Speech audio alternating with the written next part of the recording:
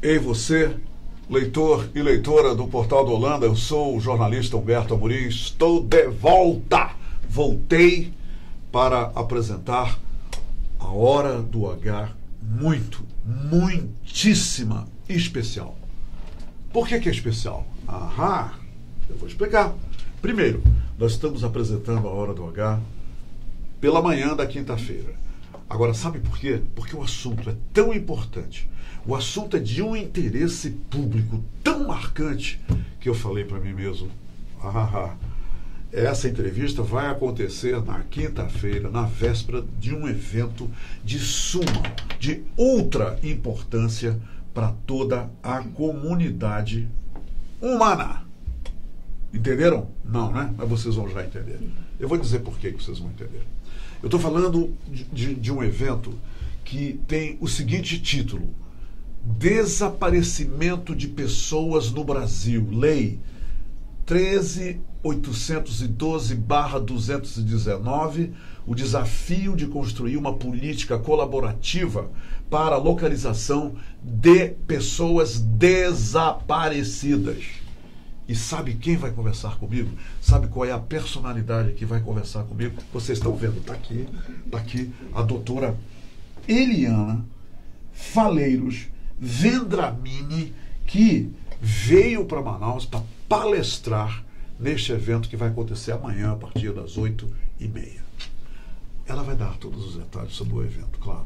Mas antes de começar a falar com a nossa ilustre convidada, eu quero lhe agradecer, doutora, por ter vindo dar essa entrevista. E agora tem tanta gente lhe vendo, eu estou feliz da vida que nós estamos possibilitando, abrindo essa janela para que essas pessoas possam ouvir o que a senhora tem a dizer, fruto da sua grande experiência lidando com pessoas desaparecidas no estado de São Paulo. A doutora, ela é promotora pública no estado de São Paulo e também é a coordenadora do PLID, é o projeto... É o programa de localização e identificação de pessoas desaparecidas. Entenderam? Do Ministério Público no estado de São Paulo. Pronto, está aqui a personalidade que vai conversar com a gente. Mas antes, doutora, deixa eu lhe dizer uma coisa. É interessante o assunto que nós vamos abordar e acabou de cair uma ficha em mim. Pelo seguinte, doutora, eu durante 29 anos eu fui apresentador do Bom Dia Amazônia, na repetidora, numa afiliada da TV Globo. E o que acontece? Uma das coisas marcantes na minha passagem pela televisão aberta, e que agora eu me toquei, é que eu não passava uma semana sem noticiar o desaparecimento de uma criança, de uma pessoa. Eu abri o programa centenas de vezes durante esses anos, doutora, falando, olha gente, desapareceu uma criança agora ali no bairro tal, o telefone é tal, a família está... Eu mesmo fazia o texto ali na hora, e às vezes entravam correndo e diziam, Humberto, olha, desapareceu uma criança agora lá não sei onde, numa parada de ônibus, no terminal. Aí eu, olha, o nome da criança é tal, ela está com vestidinho tal, com bolinhas azuis, e o telefone é esse. Aí eu me toquei, meu Deus, esse negócio de desaparecimento é antigo em todo canto, porque aqui em Manaus, só baseado na minha profissão, doutora, é algo que tem marcado a minha profissão e eu não tinha me tocado para isso. É tão antigo assim, é tão global isso, doutora? É antigo, é fato, não é lenda. E desde que ele ocorre, ele já acomete a família como vítima. Independente da causa do desaparecimento, a dor é profunda, o desespero é profundo. E o que a gente precisa no Brasil é de um fluxograma de atendimento. Ainda que ela se socorra da divulgação, que é importantíssima, o Estado precisa estar presente para dizer o que vai ser feito naquele momento. E tem mais. Certamente, você já ouviu e a gente já replicou em algum momento a lenda das 24 horas. Isso não existe. Quanto mais tempo você demora para procurar um desaparecido, mais tempo ou menos chance você terá provavelmente de encontrá-lo. Mas, doutora, a gente vê, até nos filmes americanos que a gente assiste, olha, desapareceu alguém aqui de casa, há quanto tempo? Há 2 horas? Não, tem que esperar 24 horas. Isso é lenda? E como conscientizar a polícia, os policiais que lidam com esses casos, de que isso é uma lenda, doutora? Essa é uma lenda baseada na ideia de que você tem que ter certeza que a pessoa desapareceu. Só que o desaparecimento, principalmente quando ele é forçado ou de uma pessoa que não pode se defender, como uma criança, adolescente, ou um doente mental, ou um deficiente por qualquer outra razão, um idoso, ele é um fato bem identificado, hoje até por lei, no sentido de não estar alguém no local de rotina que deveria estar ou não se comunicar. Não há o que esperar. A rotina é quebrada. Quebrou a rotina, já é um bom sinal de que tem alguma coisa errada. Essa sensação de que eu tenho que esperar para movimentar o Estado, que bom se não for o problema maior que se imaginava. Mas ele precisa ser solvido com muita rapidez e com muita experiência. Imagine, doutor, uma pessoa que me rapta agora. E se minha família for esperar 24 horas, a distância que em 24 horas eu fui levado, o esconderijo aprimorado onde me colocaram, quer dizer, essas 24 horas só pode ser mesmo uma lenda. Aí é patentear o desaparecimento. Aliás, vamos dar um realce de onde falamos, porque se em São Paulo isso é muito possível, aqui imagine quantas léguas ou em que lugares podem te colocar. 24 vamos pensar horas. De uma população de ribeirinha, vamos pensar no indígena, 24 horas é um mundo para uma pessoa técnica com um grupo atécnico para salvar essa vítima. Então, o que a família, qual é a primeira coisa, doutora? Já que hoje irão desaparecer pessoas em Manaus, que aqui todos os dias desaparecem pessoas, qual é a técnica que a senhora usa em São Paulo, que o Ministério Público usa em São Paulo, para lidar com desaparecimentos de pessoas, assim que a senhora toma conhecimento? Na verdade, o Ministério Público, ele, como função essencial à justiça que ele não é, nem todo mundo sabe, desculpa fazer a parte, mas ele não é executivo, ele não é legislativo, ele não é judiciário, uma função essencial à justiça. Então, o que ele começou a fazer em São Paulo? Cobrar que o Estado, o poder público, se preocupasse mais com pessoas do que com coisas, como usualmente ocorre. Hoje, se eu disser que roubaram meu carro, ou furtaram minha carteira ou meu celular, a movimentação, a sensação de movimentação é mais presente. E isso é assustador. E imediata. Imediata, porque tem fluxo. Então, o que a gente sabe? Historicamente, o Brasil e muitos países adotaram o boletim de ocorrência. Então, tem que se fazer um boletim de ocorrência. Voltando à sua pergunta. Corra fazer um boletim de ocorrência. Só que você vai ser recebido numa delegacia de polícia. Por quê? Foi o banco de dados que já havia uma forma cadastral oficial de você dar essa notícia. Só que ela não é uma notícia como de qualquer outro delito, ainda que grave. Ela é uma notícia que deveria fazer com que houvesse um grupo especializado para dela tratar, especialmente da família, que já é vítima. É muito difícil, não sei se as pessoas sabem, isso a experiência nos traz, ainda que seja com o vizinho, não espera acontecer com você. É muito difícil você dar traço de uma questão que aconteceu de forma abrupta, geralmente clandestina, e ainda que a pessoa queira desaparecer. Veja bem, não cabe ao Estado presumir que o desaparecimento não causou problemas ou não causará problemas. Ele já causou com a família. A família tem direitos. E aí é feito um instrumento tradicionalmente penal para algo que pode não ser penal, criminal, mas que é de um ser humano e é de interesse supremo do Estado. Nós estamos mudando cultura. Então, que fazer? Um boletim de ocorrência. Mas o que o Ministério Público precisa fazer? Com que esse boletim de ocorrência tenha um fluxograma certo, que no Brasil não existe, tem que ser regulamentado uma lei recente. Em Portugal, por exemplo, está no Código de Processo Penal, fluxo a ser dado ao desaparecimento de uma pessoa, ainda que não criminal. Né? E aí, a família ter certeza dos passos a dar, porque hoje é boletim de ocorrência e salve-se quem puder. E a família, eu estou pensando aqui, doutora, que tipo de assistência social hoje tem a família que entra em pânico, em desespero, em descontrole geral, eu imagino, perder, de repente, uma filha de 15 anos, cadê minha filha? Quer dizer, Desmantela tudo, não é, doutora? Totalmente. Não tem apoio. É óbvio que a gente poderia, e é isso que tem que se criar, uma rede com um sistema que já existe de atendimento psicossocial, municipal e estadual, mas isso precisa ser talhado para a temática. Né? Você sofrer outros crimes também é grave, mas nós estamos falando do desaparecimento de uma pessoa. É difícil entender esse fato? É porque a gente tratou o fato como lenda, ou banalizou na entrada, no pedido da família, ou esperou 24 horas. Nós precisamos ter um fluxograma claro. Da sua experiência, diz o que se eu esperar 24 horas para denunciar o desaparecimento da minha filha? O que tá acontecendo? O que vai acontecer nessas 24 horas? Provavelmente esse desaparecimento vai durar muito e ele só vai ser solucionado. Ou talvez ela nunca mais apareça? Por acaso, e não por técnica. Nós não podemos dar o direito ao Estado. Será solucionado por acaso, ter doutora? Sorte com o desaparecimento de uma pessoa. E isso tem acontecido, doutora? Sim. Casos de ter sorte por acaso? Eu trabalho há 6 anos com essa temática. Tá? Há 22 com direito amplo e especialmente criminal. Ela é a mais dolorosa, ela é a mais não ressignificante, quiçá pelo luto, como acontece no homicídio, e ela precisa ser tratada com profissionalismo. É por isso que hoje todos os estados do Brasil têm um PLD, o Programa de Localização e Identificação de Desaparecidos. Inclusive o Amazonas, lógico.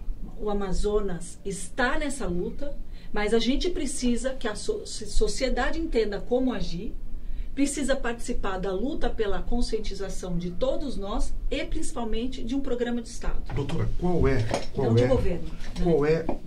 o grupo humano que mais desaparece? Crianças, adolescentes, mulheres, homens, idosos. Tem uma estatística disso? Tem uma estatística no estado de São Paulo. O Brasil ainda não pôde tirar isso porque os PLD são recentes, né? Datam de maio do ano passado. Mas veja, em 2017 foram 82.648 desaparecimentos notificados no Brasil. Isso que foi registrado. Aí que tá. Tem esse dado também. 84 mil. Tem esse dado também. A gente tem que lembrar que há subnotificações. Há locais em que não há delegacia aberta por dias. Não há? Manaus, no Brasil, nos rincões do Brasil inteiro. 82.684. Desses 82 mil, 20 e tantos mil, 24.200 são paulistas. Como uma cidade... Quer dizer, é o estado onde mais desaparecem pessoas, doutora? Seja pela densidade demográfica, seja pela capacidade migratória. Mas somos um só. A gente precisa lembrar que a gente não tem mais fronteira. Inclusive para outros países. Então, esse é um débito nosso com pessoas. 82 mil pessoas. Existe um número que não volta. Não me importa se a gente solucionou, que bom, determinados casos em que às vezes a gente ouve assim, não vou me movimentar. Ele vai voltar, fica tranquilo, espera o Natal, o Ano Novo, a festa. Principalmente com o adolescente, a gente banaliza a especial circunstância de desenvolvimento em que está o adolescente, que o coloca como primazia de atendimento na Constituição Federal, colocando uma espécie de culpa onipotente nele. Mas ele é problema nosso. Então, tem esses dizer, foi daí que nasceu as 24 horas. Que uma pessoa desapareceu, ela é um problema de toda a sociedade. Toda a sociedade e o Estado com técnica. Acabou o amadorismo. Nós somos um país que está conhecido pelos algozes, principalmente do tráfico de pessoas, como terreno fértil do desaparecimento de pessoas. Porque nós não damos técnica, nós não temos reação. Nós temos que mudar esse jogo. Existem muitos casos, então, de pessoas que desapareceram e que nunca mais foram encontradas? Deve ser grande esse número também. Há um débito de 7 mil pessoas pelo estado de São Paulo, mas a partir do momento que todos os estados fizerem a sua estatística, nós podemos descobrir muitas coisas, como principalmente as causas preponderantes, porque é um fenômeno multicausal, acontece por várias razões, e ainda assim, além das tem um aparecido entre nós. Tem aqui o aparecido. Além das causas preponderantes, o conceito. Acabar com as 24 horas, acabar com a banalização de um possível voluntariado. Existe, doutora, só para esclarecer, antes, doutora, uma lei ou uma determinação que diga tem que esperar 24 horas. Nunca existiu. Existe isso? Nunca existiu. essa é uma... Não é cautela. Essa é uma protelação daqueles que deveriam registrar, acreditando na possível causa do desaparecimento. Por isso que a senhora chama de lenda, né, doutora? É por isso que a senhora quer uma lenda. E ao funcionário público não é dado presumir. Não com pessoas. É isso que eu estou dizendo. Eu presumo que o senhor deve esperar um pouco, porque ele sumiu como sumiu no dia anterior. E se nesse dia, ele foi neste dia morto, quem vai saldar essa perda? E também tem uma outra coisa, achar que o adolescente, por causa da rebeldia natural da sua idade, ele saiu, mas não pode ficar muito tempo longe da zona de conforto. Isso também é uma lenda, né, doutora? Sim, sem dúvida. Mas o normal, o rotineiro, as famílias o têm. Olha, ele sempre liga em tal horário. Sim. Olha, ele sempre volta em tal horário. Nesse dia ele me avisou que voltaria, no dia seguinte estaria na casa de fulano e não está. Ele não iria embora sem isso aqui. Esse aqui é um objeto que sempre ele carrega e está aqui. Estou muito preocupada. A gente não pode desacreditar da fala da família e muito menos das famílias menos assistidas pelo Estado. Porque isso ocorre. Os jovens compõem um número maior de pessoas desaparecidas ou no estado os idosos? De São Paulo, o pico aos 15 anos, jovem adulto masculino com pico aos 15 anos e sucede aos 28 anos. Portanto, o adolescente está nessa... Tem algum número diário em São Paulo, a senhora tem, de desaparecidos? Diário, se aproximado? Não, diário não. A gente mas deve sumir todo dia, né? Todo dia. Isso a gente mesmo recebe como notícia. Porque na luta de implantar um fluxograma, de ter uma lei nacional que funcione, de ter uma lei estadual que seja cumprida, no caso do Estado de São Paulo tem, nós vamos sabendo de caso a caso e vamos tentando saudá-lo até para mostrar que é possível, nós temos uma psicóloga no PLD São Paulo, que é possível um tratamento humanizado às vítimas que é a família, e um fluxo de atendimento que respeite a notícia desse fato de prioridade pública. Mas eu queria dar um exemplo de desaparecimento em que as pessoas hoje costumam muito falar de voluntário além do adolescente, para a gente não cair talvez numa crítica de que estamos sendo muito esperançosos com a impotência adolescente, mas faz parte do desenvolvimento deles. O que tem despontado como causa forçada de desaparecimento é a violência doméstica. Aquela vítima que é duplamente julgada. A uma porque tenta fazer boletim de ocorrência e todo o seu trabalho de proteção na família como mulher, e a duas porque todo mundo, você viu fulana, fugiu, largou os filhos, largou o emprego. Sabe onde ela está? Ela está tentando ficar viva. Isso eu tenho vários casos em São Paulo. Essa é a realidade, ela está lá fora tentando ficar viva. O que tem de voluntário nisso? Imagine se nós, mesmo com toda a boa vontade, mas a tecnia, porque é brasileira, não dermos atenção a esse caso e ela morrer. Feminicídio é o mote hoje sim. Do desaparecimento aparentemente voluntário e das perdas que nós estamos carregando. Imagina se nós passarmos por esse fluxo. Doutora, eu vou fazer um intervalo de 15 segundos e nós voltaremos já já. E vamos agora tatear um pouco a realidade aqui no Amazonas e também mais sobre este evento, que começa amanhã, às 8h30 da manhã, e tem a chancela do Ministério Público. Sim. Voltaremos já já. Se quero te amar e te amar, e te amar muitos anos, cuida bem de mim. Então misture tudo dentro de nós. Muito bem, estamos de volta para continuar conversando com a promotora de Justiça e coordenadora do PLID, do Ministério Público de São Paulo, Eliana Faleiros Vendramini. Que nós estamos abordando aqui o tema de desaparecidos, até porque vai acontecer aqui em Manaus um encontro muito importante amanhã, e o encontro é desaparecimento de pessoas no Brasil. É o desafio de construir uma política colaborativa para a localização de pessoas desaparecidas. É uma coisa que acontece todo dia aqui no estado do Amazonas, como acontece em todos os lugares. E a doutora Eliana é uma das palestrantes, com o gestor técnico do PLD do Ministério Público do Rio de Janeiro, o doutor André Luiz de Souza Cruz. Doutora, me diga uma coisa. Aqui no Amazonas, isso aí já é estabelecido, todo mundo sabe, Só não sabe quem nunca tratou desse assunto. Eu, como jornalista, eu sei disso de cor e salteado. Que as condições do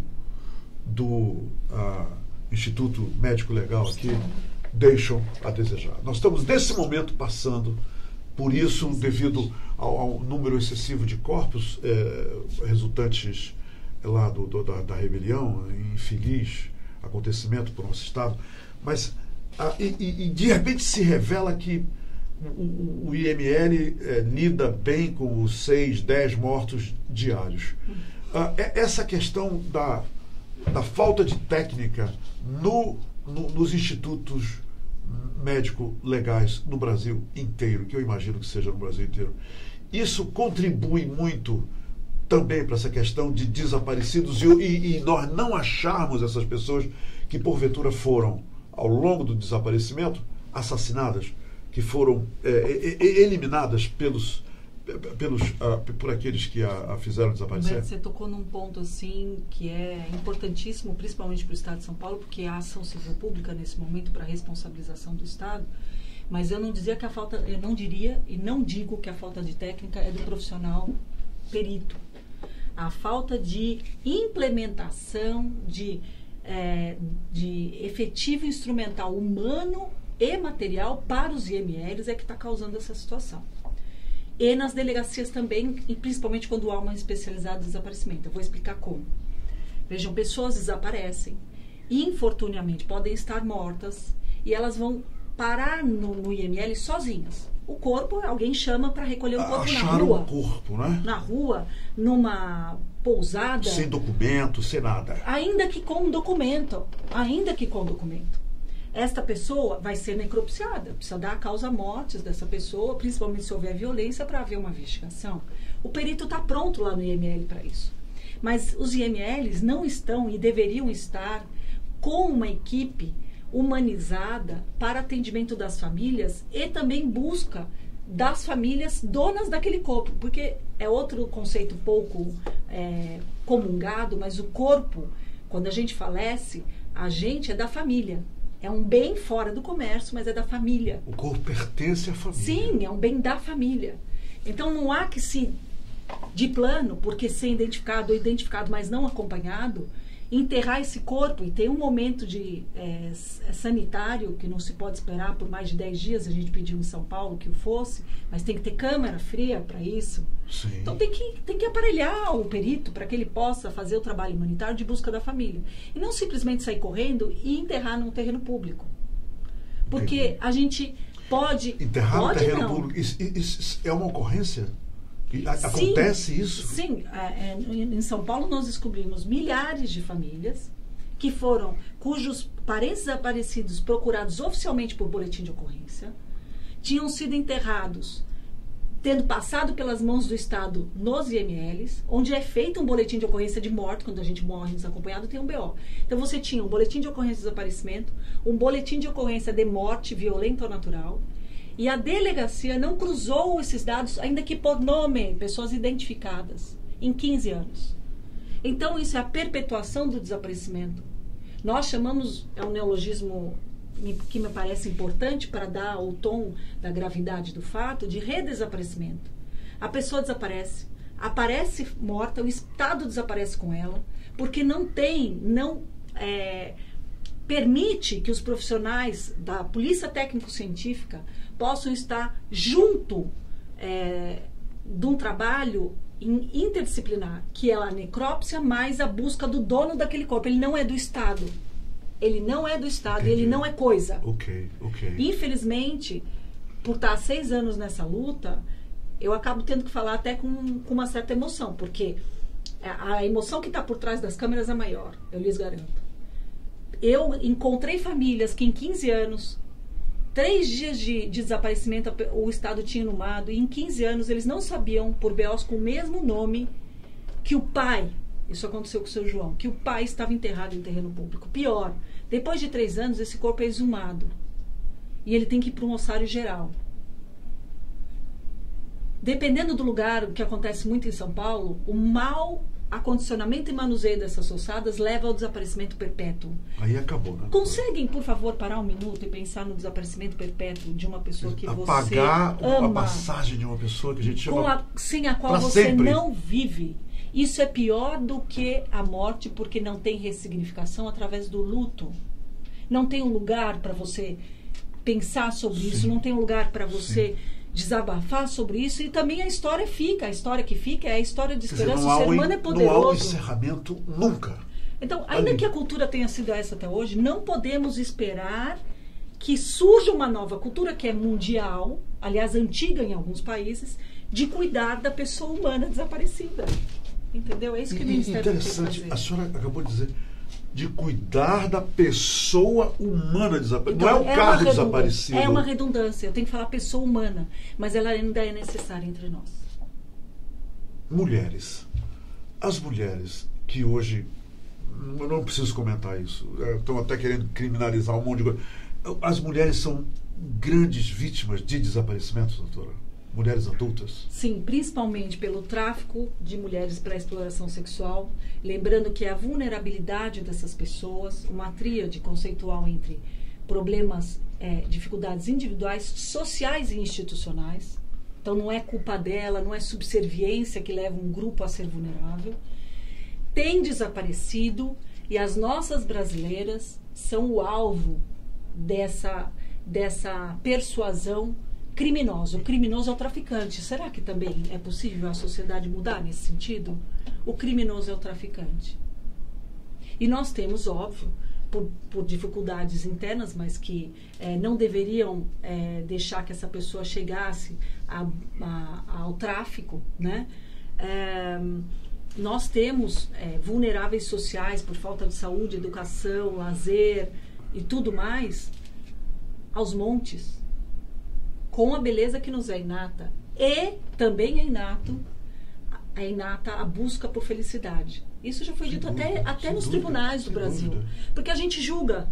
Fulano procurou um emprego melhor, Beltrano foi escravizado no trabalho porque procurou um emprego melhor. Mas eu não o faria. Será? Você comeu a manteiga que ele não comeu de manhã? É verdade. Vamos ser concreto. E as pessoas acreditam, né, doutora? Em busca dessa felicidade, acreditam na conversa fiada acreditam, mas marginais. Elas estão numa circunstância especial que nós também vamos pôr o ponto principal aí. Comunidade, cada um no seu trabalho. Também a comunidade jurídica, nós também banalizamos. Vulnerabilidade é um conceito muito específico, que vai além do indivíduo, chega no social e chega no institucional. A mulher institucionalmente, né, nessa instituição sociedade, ela foi invisibilizada, ela nem sequer fazia parte do mundo público. Então hoje ela ainda tem esse problema. Se ela tivesse igualdade de trabalho a vida inteira, ela não ia buscar ser feliz de outra forma. O mesmo vai acontecer com um grupo, isso é bem dito. com os imigrantes. Isso é falado no mundo inteiro.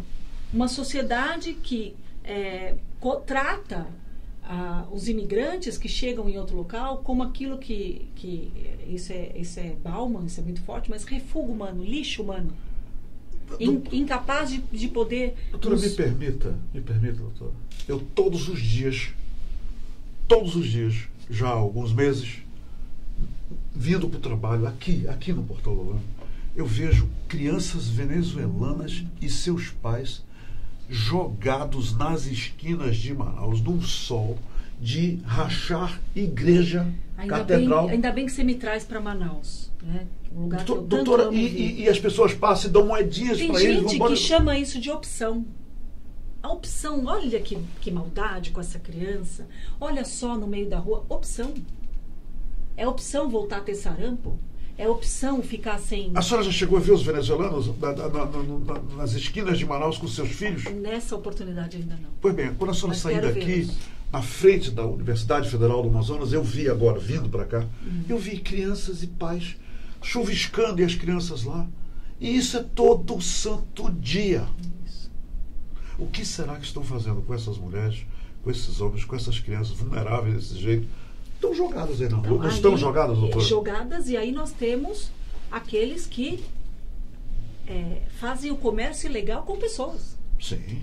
Se E nós aproveitam. não estamos preparados com o preparo que eles têm. Geralmente, olha, o tráfico de pessoas está tratado numa Convenção Internacional de Crime Organizado. Nós não estamos organizados para o inverso.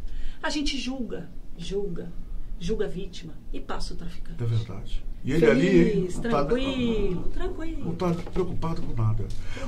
O que vai... Neste evento, doutor, amanhã, que vai acontecer lá no auditório Carlos Alberto Bandeira de Araújo, é no próprio Ministério Público, não é? Sim. Que isso vai ser. Sim, Qual é o público-alvo? E as pessoas que estão nos vendo agora, elas podem se inscrever? Está aberto para o público? Completamente aberto. O público-alvo somos nós e os nossos. Para quem entende como As nossas falando, pessoas, tem coração né? pulsante. Todo mundo pode colaborar, mas para isso a gente vai ter que lutar longamente agora para a entrada em vigor prática. É uma lei nova, né? Porque é dos Uma lei 2019. 16 de março desse ano foi promulgada uma lei que vinha sendo fortemente impulsionada na Câmara e no Senado já o ano passado, e agora foi sancionada, que cria a Política Nacional de Busca de Pessoas Desaparecidas. Ela fala tudo que a gente falou aqui, mas agora fala e obriga a cumprir. Aham. Isso aqui não é um papel, como alguns outros que a gente demora, como a Lei Maria da Penha, agora 12 anos para tentar fazer valer. Isso aqui é um papel que dá conceito do desaparecimento, que não fala em 24 horas, passando uma régua. A senhora tirou a Não pergunta da fala ponta em da minha língua. 24 Não tem horas. nada de 24 horas nessa lei. Que exige que os estados estejam prontos, numérica e operacionalmente, para passar dados para a federação, para criar um banco de dados real sobre o desaparecimento no Brasil, para descobrir as causas preponderantes, para trabalhar com aquilo que a gente deveria trabalhar primeiro, prevenção e acolhimento. E essa lei já está em pleno vigor. Vigor.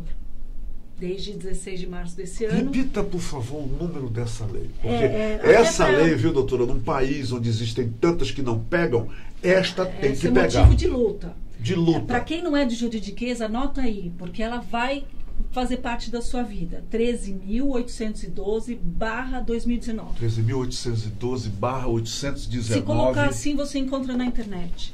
Tá? Essa lei, ela é motivo As pessoas podem ler essa lei que já está na internet. autocompreensível, sem muita dificuldade. O que é difícil E ela aqui, se refere a desaparecimentos de pessoas Todos. humanas. Pessoas humanas. Né? Não pessoas coisas, nem carteiras, nem celulares, nem carros. Eu acredito que a gente pode se mobilizar em prol disso. A gente deve. Eu acho que todos devemos. Porque, aliás, isso me remete para uma outra coisa. Doutora, todos estamos sujeitos a, de repente, Sim. descobrir que a filha, que a neta, que o filho, que a mulher, que o primo, que o irmão, o pai desapareceu. Conhecem modalidades de desaparecimento de pessoas? Por exemplo, não só os problemas pessoais, que todos somos acometidos, uns podendo esconder melhor na sua terapia, outros precisando vomitar no espaço público. Mas, além desses problemas, a depressão, o dissenso familiar, as demência, situações sexuais e não opções, a demência da idade, olha, a idade vem para todo mundo, que bom que venha, né? Além de tudo isso, eu posso estar andando na rua, sofrer um mal súbito, falecer e redesaparecer lá no cemitério público aqui de Manaus. Será que todos todo mundo estamos se sentiu sujeitos unido? a isso, não é? Infelizmente, quando eu descobri uma causa que não tem desculpa pessoal de licença, não é comigo, nós nos unimos. E aí eu chego à lógica de que não foi infelizmente, foi felizmente, porque só assim você consegue juntar um grupo em prol do óbvio. Entende? Nós precisamos de uma grande união pública em torno Sim. Porque, olha, dessa batalha, se né, nós doutora? contássemos casos comprovados do que pode vir a acontecer com pessoas desaparecidas, não só quando mortas, né? Porque muitas delas podem ser entregues a estudos sem consentimento da família. É muito digno estudar o corpo de uma pessoa, mas é necessário que a família o autorize. Claro. Além disso, o que pode acontecer com o tráfico de órgãos, que é lenda urbana também, traficar pessoas para tráfico de órgãos, Por que principalmente é uma lenda urbana, crianças doutora? cujos Por quê? órgãos são mais difíceis de ter à disposição. Por que é uma lenda urbana? Porque as pessoas insistem em acreditar que ela não acontece. Mas ela acontece. E acontece com vulnerável. Isso é fato, né? Isso é fato. O caso mais famoso do Brasil, ainda é desconhecido dos brasileiros, é antigo. Aconteceu com população da periferia do Recife, veja, na capital, tá? cuja a população ali mais local, com dificuldades atrozes de sobrevivência, população rural, era persuadida a vender um de seus rins, acreditando, e muitos acreditam entre nós, que ele não fará falta. Porque tem 2. Era traficado para a África do Sul, onde houve condenação, retirado o seu rim, voltava sem nenhum acolhimento e hoje sem nenhuma possibilidade, inclusive, de resolver as doenças que advieram dessa circunstância. Mas é safado, vendeu o rim. Será? Será? Esse caso se chama Operação Bisturi, vale a pena ler. E vale a pena tentar. É só acessar no Google que ela aparece. Sim. Tentar. Tem um livro muito bom também, chama Rim por Rim, de um jornalista que acompanhou toda a situação, enquanto ela ia se desdobrando, inclusive na tentativa de culpabilização da sociedade. O rim era levado para a África do Sul. A pessoa. A pessoa. Ela era operada ela era levada, contraditoriamente no primeiro local de um transplante de coração no mundo, que era um hospital na África do Sul. O mesmo hospital. O Dr. Barnard fez isso. Exatamente. O Dr. Barnard fez isso. Foram condenados 3 médicos, o que eu não digo que seja lógica, porque é possível que tenha uma maçã podre que engane os outros com relação à origem do órgão. Sim. Tem muita especialização nesse crime aí. Mas daqui desse lado, quem é que foi traficado? Por que foi traficado? Agora, existe o tráfico sem consentimento também. O que eu quero deixar claro é que o consentimento não vale para vulnerável. Porque o que o traficante quer é uma pessoa que vai cair na dele. Sabe o que você falou agora, doutora? Você falou uma coisa interessante. O estado do Amazonas, nós temos fronteira. Nós compartilhamos fronteira com a Colômbia, com a Venezuela, com a Bolívia. E deixa eu lhe falar uma coisa. Todo mundo que vem aqui, eu estou me tocando para isso, tá? A senhora está falando, eu estou me tocando aqui. Sim. Eu entrevistei todos os políticos ao cargo de governo, ao Senado, ao deputado federal, aqui durante a campanha. Aqui onde a senhora está. E agora eu estou me tocando por uma coisa.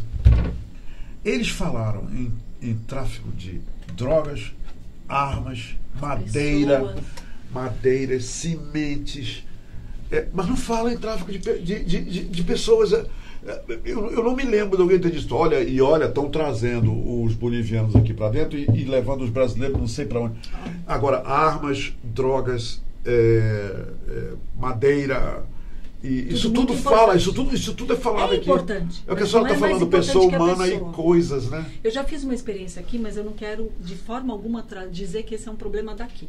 Eu faço um paralelo com São Paulo. São Paulo, até esta nova lei, permitia que adolescentes a partir de 12 anos, qual a diferença entre 11 e 12? É simplesmente didática, porque a gente tem que estabelecer uma idade, que a partir dos 12 começa a adolescência, pegava ônibus, ia parar 7 horas de São Paulo sozinha.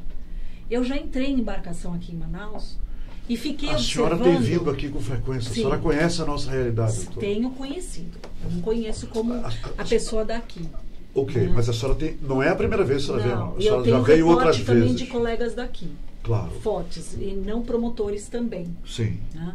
E eu fui em embarcações não só para conhecer as belezas que tem aqui, mas para ver como é que era a cautela com relação às crianças. Nenhuma. Zero. Você entra, sai da embarcação, se o filho é meu, se não é meu. Recentemente, eu ouvi de um grande policial rodoviário em São Paulo... E o que tem de criança no interior? O que tem de criança na nossa periferia, e ali, né, naquele local onde sumiu, mata, rio, sumiu. E tem até aquela história, a criança cega a gente, aí sumiu. Ninguém viu o documento de ninguém, nem que seja por amostragem, lógico. Eu ouvi recentemente... Das pessoas que embarcaram. Com crianças. Com crianças. Ninguém vê os documentos. Peraí, que criança é essa? O que ela é sua? Me mostra esse documento. Isso não existe. Recentemente, a Polícia Rodoviária próxima a São Paulo, uma cidade bem próxima, isso eu ouvi de um grande policial rodoviário que faz parte do comitê conosco de combate ao tráfico de pessoas. Ele falou, doutora, eu parei por causa da cadeirinha do CONTRAN, vou ser honesto. Mas tinha no carro, havia no carro 3 homens, 2 bebezinhas, meninas e uma menininha de 3 anos que me pareceu com medo quando eu abordei o carro. Até meio dopada. Ok. E aí me veio a ideia, porque eu trabalho nessa área, de pedir a documentação das crianças. Ninguém tinha documentação. Ninguém tinha. Até porque eram 3 homens com 3 menininhas, 2 em época de amamentação, à noite, num carro. Nenhuma mulher. Nenhuma. E qual não foi a surpresa? Uma história comprida de que era adoção, mas que ainda não tinha o documento, que iam levar para passar o fim de semana ali próximo, num sítio. E aí ele falou, gente, a gente não faz nem por amostragem isso nas estradas. Nem por amostragem. Olha, isso eu tô falando, nós estamos falando de gente experiente. É uma cultura a ser modificada com urgência. Porque quem é pai, quem está zelando, ou tutor, ou tem a guarda, ou está, no caso da lei, pode ser até o tio com aquela criança, vai ter prazer em mostrar o documento e saber que isso vem sendo olhado. Que bom! Quem é honesto não se incomoda de ser fiscalizado. De forma alguma. É como a entrada no banco. Que bom, eu vou entrar no banco, eu estou seguro. Agora, qual a dificuldade de criar protocolos? No mínimo, nós vamos criar dificuldades com os nossos brasileiros, com o nosso povo e quem aqui estiver. Porque eu costumo dizer que o conceito de cidadão, que é aquele que vota e é votado, ele é ínfimo perto do respeito ao ser humano que nós temos que ter. Qualquer pessoa humana tem que ter esse olhar por parte do poder público. É isso que nós estamos conclamando todo mundo a fazer.